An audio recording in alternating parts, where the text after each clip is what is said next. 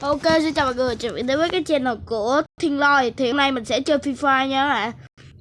Thì nếu các bạn không biết là tại sao mình không quay cái game khác mà mình quay Free Fire á, thì ở video trước mình đã nói rồi. Ok, nếu các bạn thắc mắc thì các bạn hãy coi video trước nhé. Ok, thì hôm nay mình sẽ chơi Free Fire.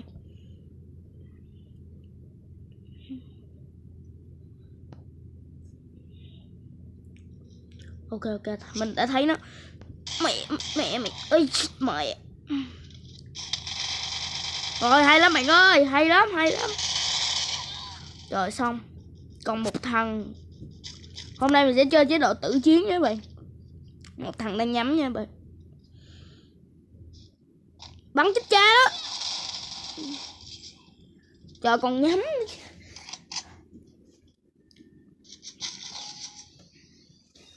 Ok, mình sẽ xài MB nha các bạn.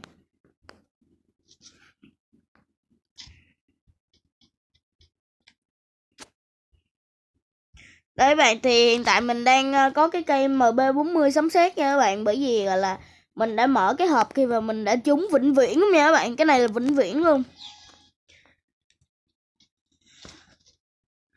Ngày xưa mình chơi Free Fire lắc lắm, nhưng mà gọi là hôm nay gọi là mình đổi máy khác nên gọi là nó đỡ lắc nha các bạn, chứ thật sự nó vẫn còn hơi lắc á.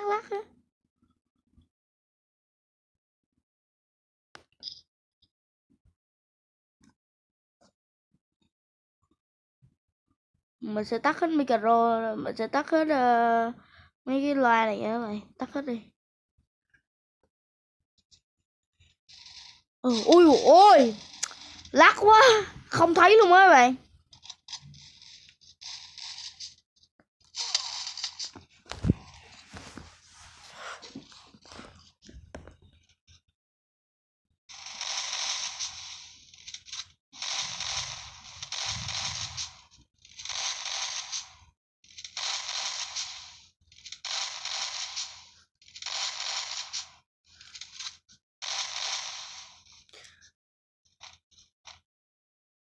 Bắn nó, đúng rồi, bắn nó. Shotgun mà sợ gì, bắn chết cha đó. Rồi, hay lắm bạn. Ok, thắng một vòng. Nếu các bạn thích mình chơi chế độ gì, đấu răng hay gì thì các bạn hãy để bình luận bên dưới, mình sẽ chơi hết nha các bạn. Mình sẽ mua cái nấm này.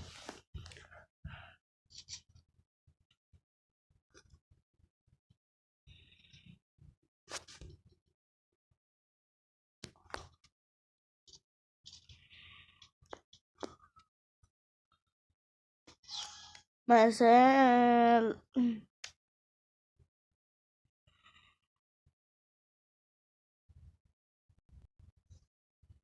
ok, mình sẽ để cái chỗ nhắm ở đó.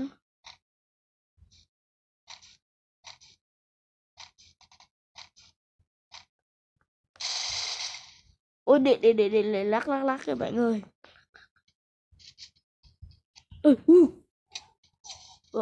Rồi, nó bắn mình, nó thấy mình rồi.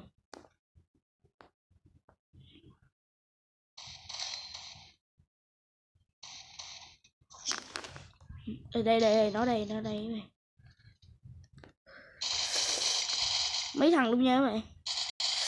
Chết mẹ mày đi. Ui da, trời. Shotgun 2 viên à.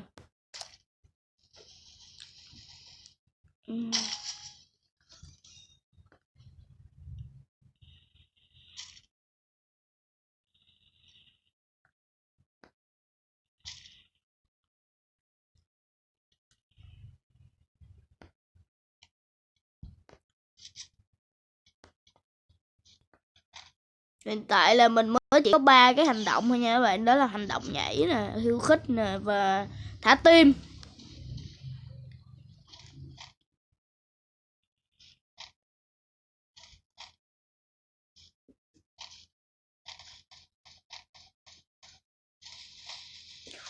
Ui trời. Hồi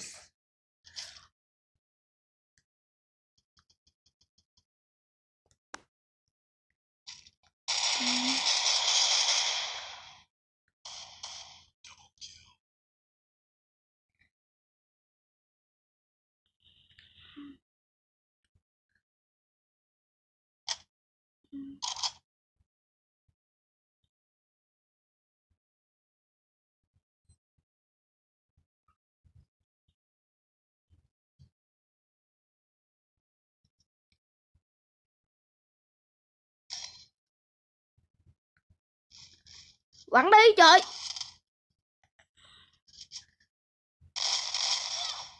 Rồi xong thua một trận các bạn ơi.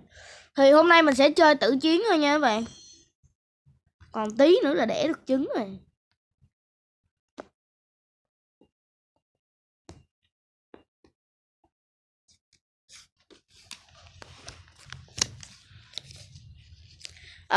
Sẵn đây mình cũng nói chuyện với bạn là các bạn fan nào của mình á, fan chân chính luôn á, thì các bạn hãy gọi là đừng nên qua channel của Muddy TV nha các bạn, đừng nên qua channel của Muddy TV và gọi là bình luận cái câu như là mời mình vô team Muddy, kêu Muddy TV mời mình vô team nha các bạn.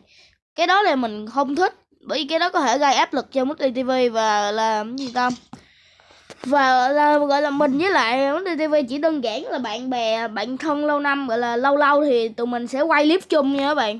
Nhưng mà mấy cái clip đó đều được đăng ở trên channel Muddy TV, nên các bạn hãy lên channel Muddy TV và subscribe cho Muddy TV nha các bạn. Ok, và cũng đừng quên subscribe cho mình, nếu bạn nào thích Free Fire thì hãy subscribe cho mình, bởi vì mình thì bây giờ mình sẽ quay Free Fire.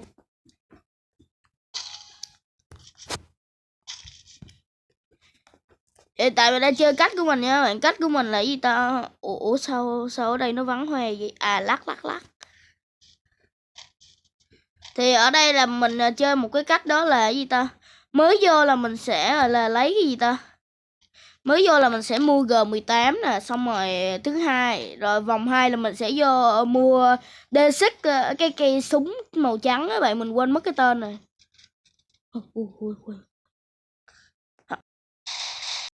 Đi. Lắc. Trời.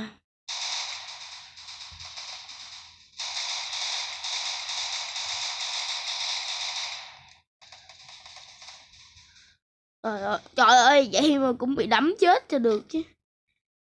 Cũng bị đấm chết cho được chứ.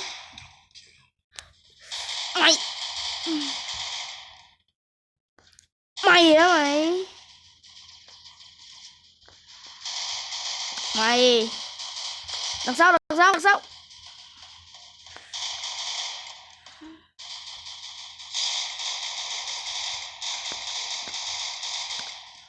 Ok, thắng rồi các bạn ơi. Yes.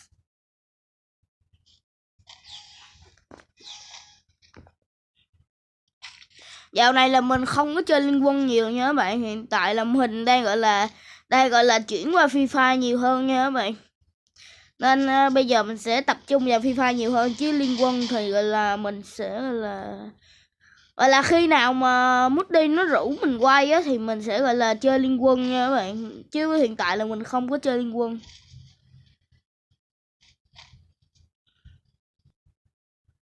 Và những cái video Liên Quân mà mình quay với nó thì sẽ được đăng ở trên kênh của nó. Còn mình thì mình chỉ đơn giản là mình quay Free Fire thôi, chứ mình không quay Liên Quân. Bởi Liên Quân máy mình chơi lắc lắm. Nếu các bạn có coi cái video mà test tướng Voca của mình thì các bạn sẽ có thể biết được là nó lắc tới cỡ nào. Mày 3 phát chết á. Cái súng này bắn 3 phát chết luôn á các bạn. Rồi ok, mình đã bị hạ gục. No, fuck you. Fuck you. Đúng rồi, để mình hồi máu cái bạn. Ok, thấy rồi. Ai xí du cái thằng bên kia. Hiện tại team nó còn 2 thằng.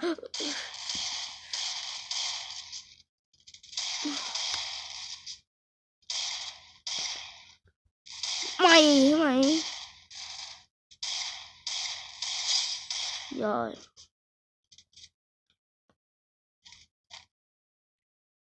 Mình sẽ lụm đạn súng lục.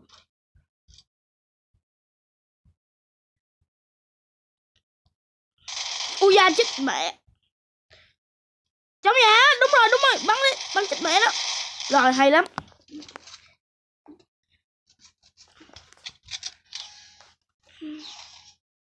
Ok, lần này mình sẽ xài M1887. Ê lộn. Tự nhiên mình mua lộn đồ rồi. Rồi mình sẽ mua bơm keo và nắm cấp 3.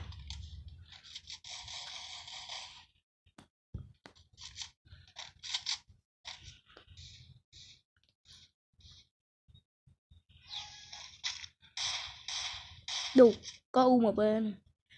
Có đạn không ta? Trời ơi, nó cho mình UMP mà nó đéo cho đạn.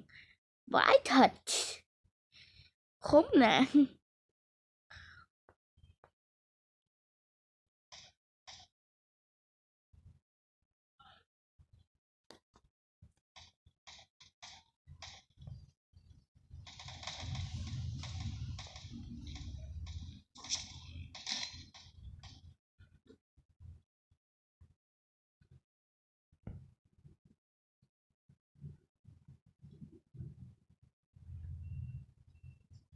Có nên cứu không mày? Giờ mình cứu là nó bắn mình sấp quần luôn á. Bởi nó có thể phát hiện ra mình. Ok, không người vô cứu rồi. Cứu đi, cứu đi. Ok, ê, có thằng. Đi. Mày vậy mày.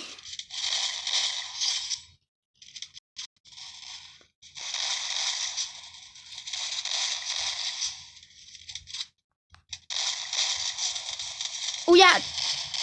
Bắn chết cha nó, đúng rồi, bắn chết cha nó.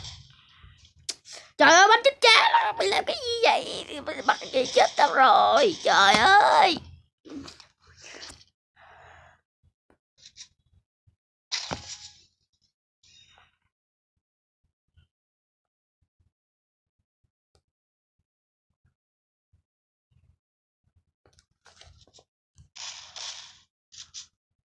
Mình sẽ xài MB40 nha các bạn. Bởi vì MB40 mình kéo tâm gọi là kéo tâm mình thấy đã lắm. Với lại sấy cũng đã, sấy cũng đã nữa nha các bạn. Kéo tâm đã lắm.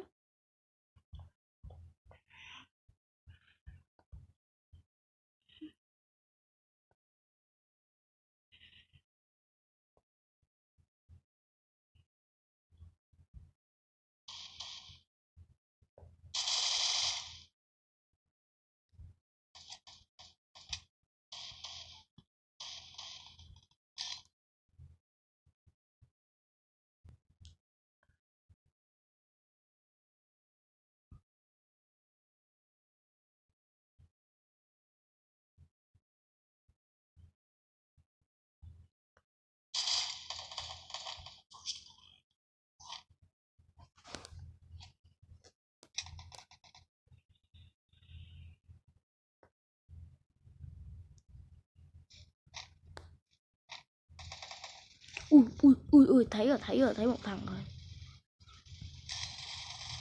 Đâu rồi, mới thấy thằng nào ở bên đây nè. Ui da, trời đụng á, nó núp ở ngoài. Ơi, bỏ, no, fuck. Rồi, còn một mình người. Trời.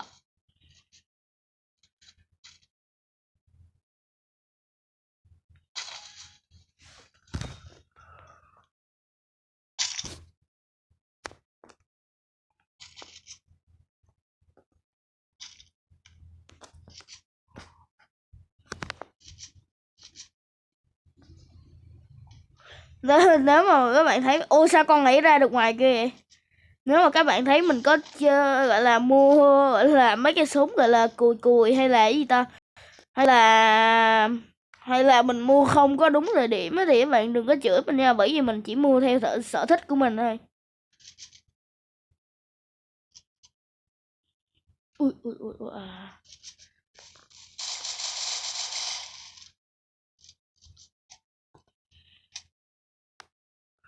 Ui.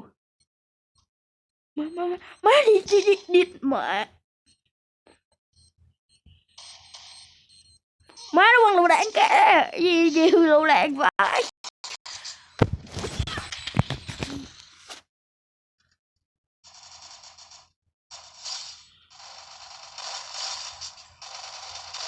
Hay quá bạn ơi.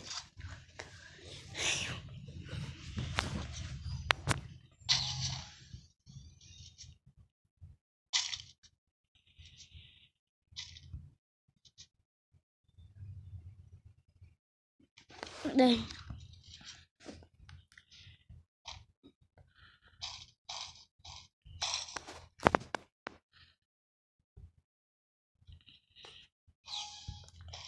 Rồi ok, mình đã lượm được K98 của một thằng nào đó và mình cũng không biết nữa. Mà K98 mình xài như kích đấy bạn, bởi vì mình xài không có giỏi K98.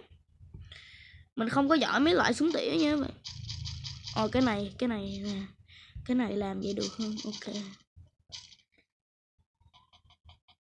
Đâu người ta? Mấy thanh niên đi đâu hết rồi? Giờ phải kéo tâm cái này. Ui bên chỗ đó có một thằng. Ok. Cảm ơn người bạn đã hy sinh để cho tôi biết gọi là chỗ của mấy thằng đó. Ui da. Đây. Trong kia. Chết mẹ em đấy, đúng rồi. Ui da. Ok, một thằng đã bị gục nhưng mà mình sắp chết tới nơi rồi. Có ai cứu tôi không bạn ơi? Ấy con chừng ấy, nó đang ở bên đây, đúng rồi. Kìa nó kìa.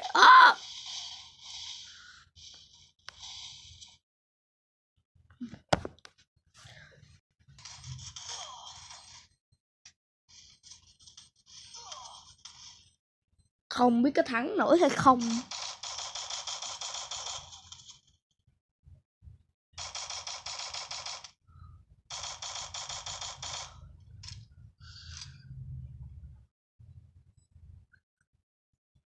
Ôi hay lắm. Ôi trời ơi, thôi mới nói từ 2 cái chết luôn.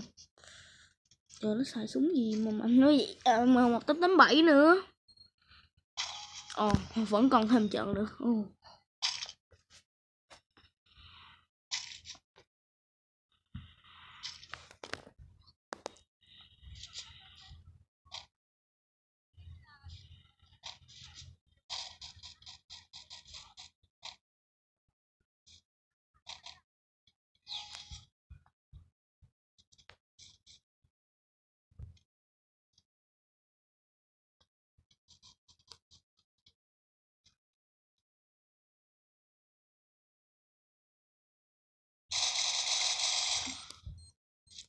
Đù, má cái thằng này nó cứ chọi lựu đạn hoài luôn ấy.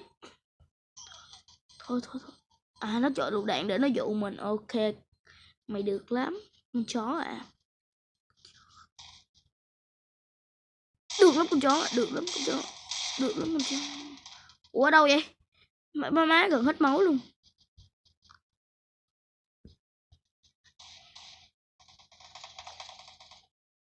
Ok. Rồi mình sẽ lên trên này. Wow.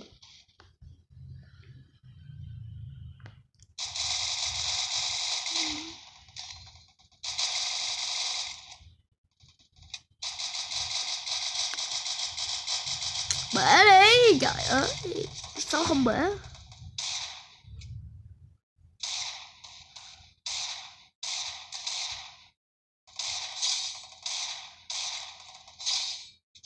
Ui da. Ôi trời.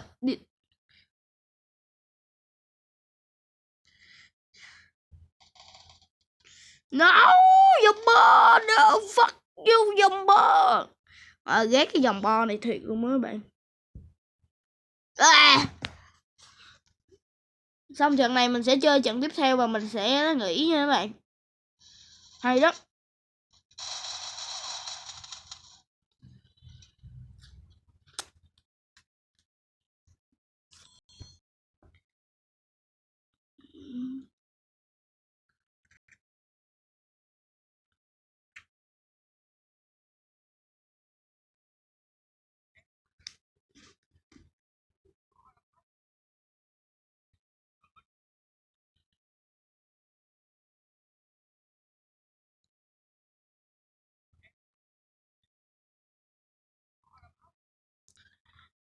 Rồi ok, mình sẽ chơi thêm một trận cuối cùng nha các bạn.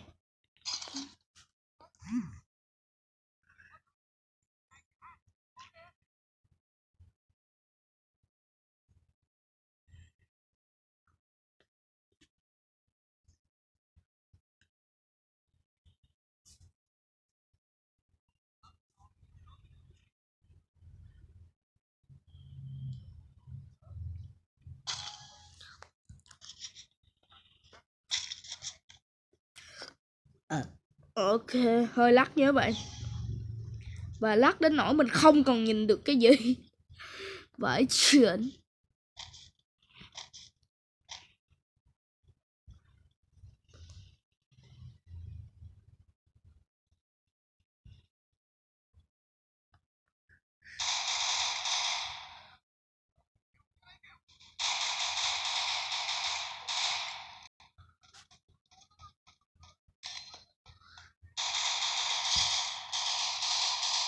Này thì giỡn mặt chứ chế.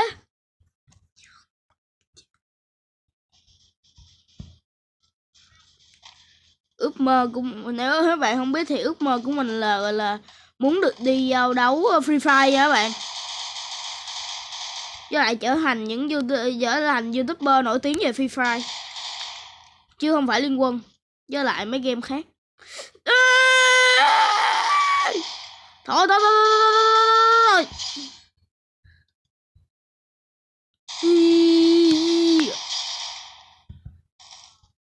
Ôi nó có súng lục mà nó không chịu xài luôn, thằng này kỳ quá. Bà quên có ai dám xài súng lục đâu. Một mình tao chơi súng lục hết này. Ui. Chết đi. Bắn lụng tôi lít nè, cho mày khỏi địch nha con. Mày cứ địch tao hoài.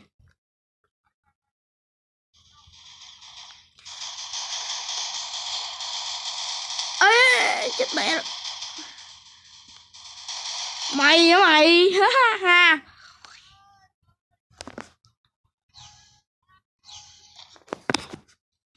Ok, mình sẽ tiếp tục. Ở giờ mình có thể mua MB40 nè, 11887 nè, mình sẽ mua 11887 đi. Bởi vì mình giết nhiều nên mình mới có thể mua nha các bạn, chứ bình thường mình không thể mua.